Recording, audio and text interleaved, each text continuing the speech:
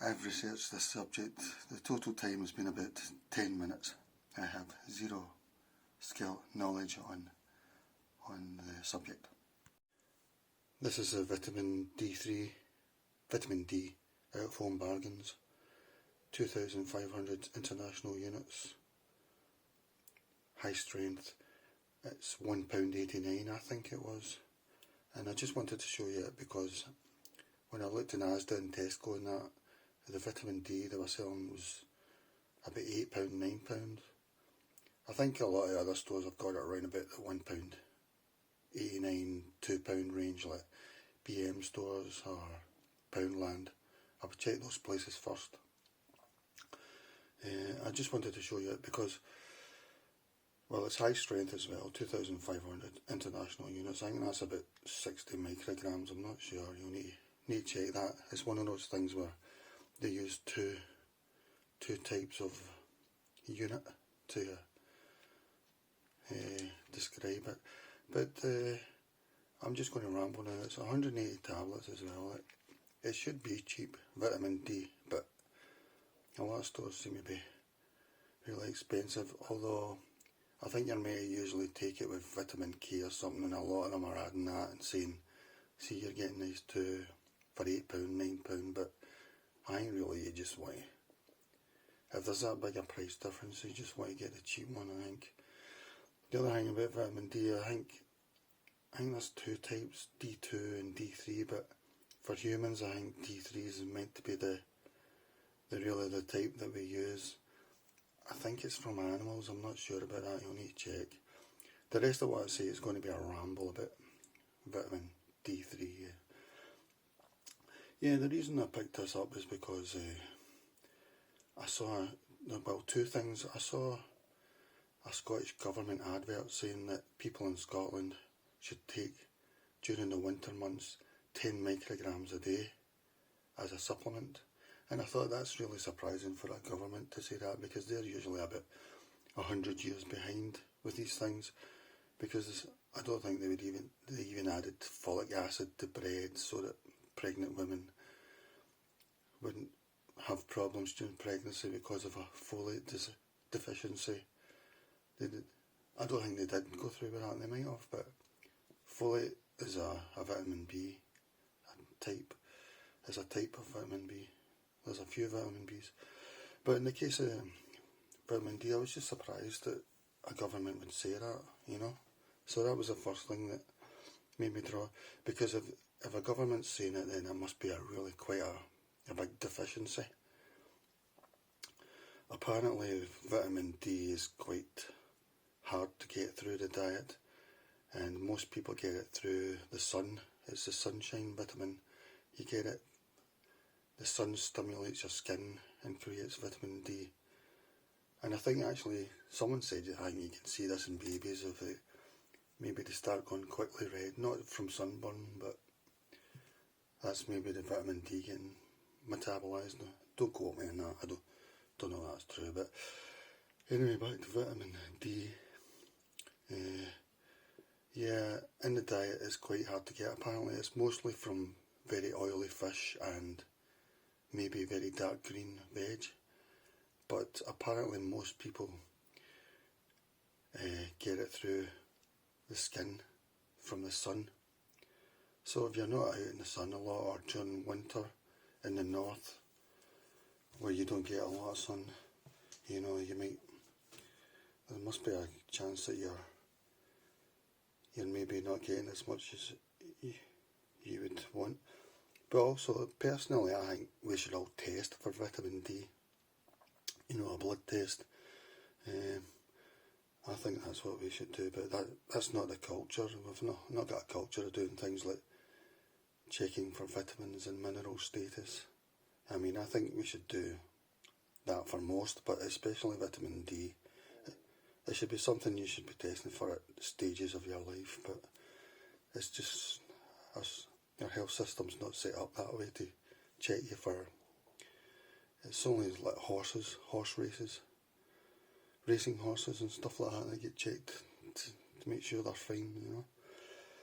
And back to this, Yeah, that was the first thing, the Scottish Government. And the other thing was on YouTube, there's a Dr. John Campbell who's been going on about COVID over the last 2 years, and he's been very informative.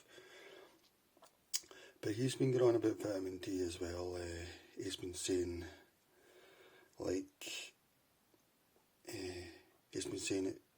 it might fend off COVID. I don't know if he actually means it would act like a vaccine, but vitamin D is maybe important for the immune system, but he thinks that I don't know whether he thinks it makes you have less chance of catching it, probably not, or if it'll help you when you've actually got COVID. With regards COVID, in no way is it a replacement for the vaccine. I've had 3 vaccines. I'll take any more vaccines that are to come.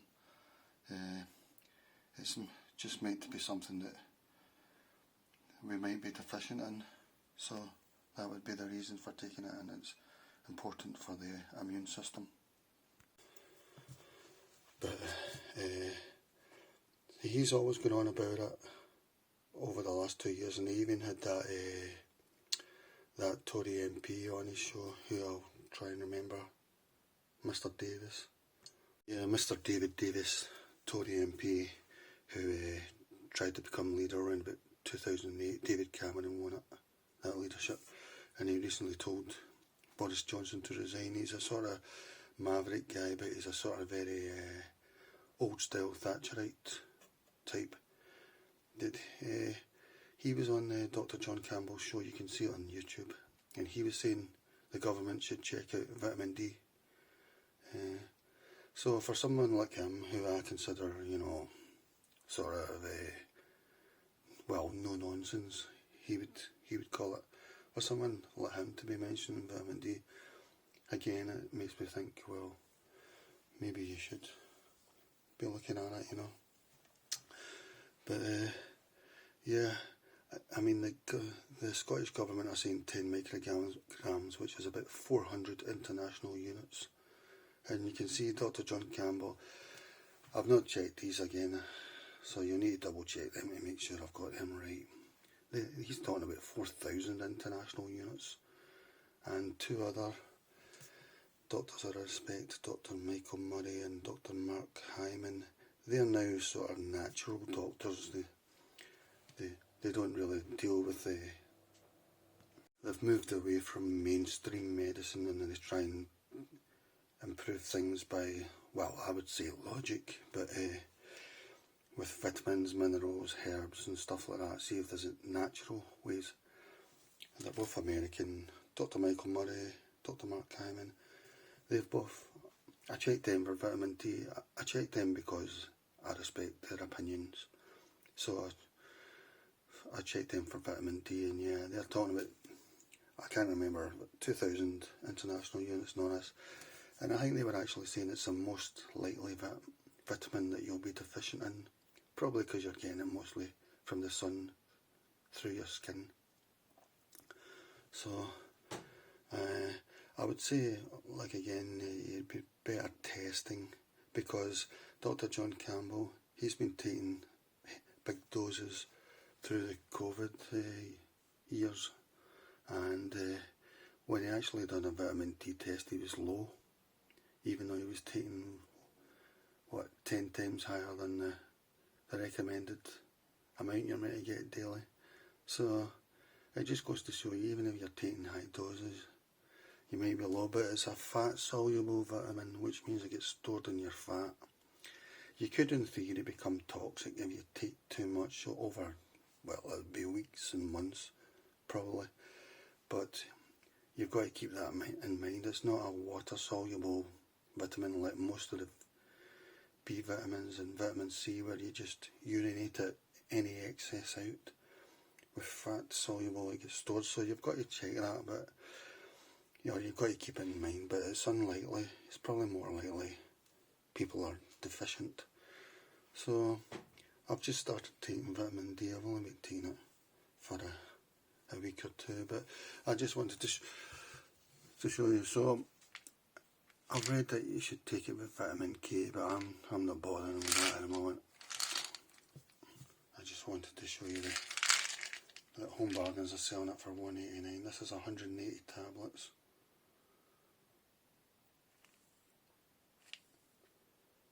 Vitamin D, also known as a sunshine vitamin, is an essential vitamin which is required by the body for healthy function.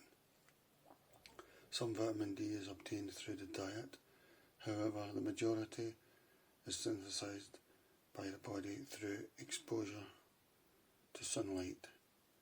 In countries such as the UK, where exposure to sunlight is limited, particularly in the winter months, a vitamin D supplement is recommended. So that's a good dose, 180 tablets. I'm going to take 2 a day for now, and at some point I'll probably ease back to 1 a day. Typical amount, 62.5 micrograms. That's 1,250% more than the recommended daily amount. And from what I've seen, the doctors I respect are saying that the recommended daily amount is way too low at the moment. You know, so ingredients. I think cholecalciferol is the chemical name for vitamin D3, so that's what you're looking for. Yeah, so if you're thinking of taking vitamin D, I think it's got to be Vit D3 for humans. I think D2 is a plant type, but apparently humans it's not so compatible, I think they were saying, or something. So I don't know about how vegetarians would get on with that. I'm not sure what they could do. I may be talking rubbish about that anyway, but there you go, there's the 3 people I was looking at. So you could do a Google search. This video is intended to stimulate Google searches and stuff like that, you know. I think it's maybe especially good for your bones and also your immune system. So yeah, I have heard it being used for osteoporosis, things like that. Like it'll be given as a supplement, and it's also meant to be known for your immune system as well. Sure, it does a lot of other things. Yeah, do your own research, but from what I've seen, people are talking about deficiencies. Maybe 50% of people are likely, this is estimates, likely to be deficient, or maybe even up to 80%. Probably in countries where you don't get as much sunshine, especially during the winter months, but do your own research on it. The best way would be to do a blood test, but your doctor can do that. They do that on the NHS and stuff, but you're unlikely for a doctor to be enthusiastic about doing it, but it's worth it. But yeah, vitamin D, probably more likely to be deficient than the other way around, but do your own research.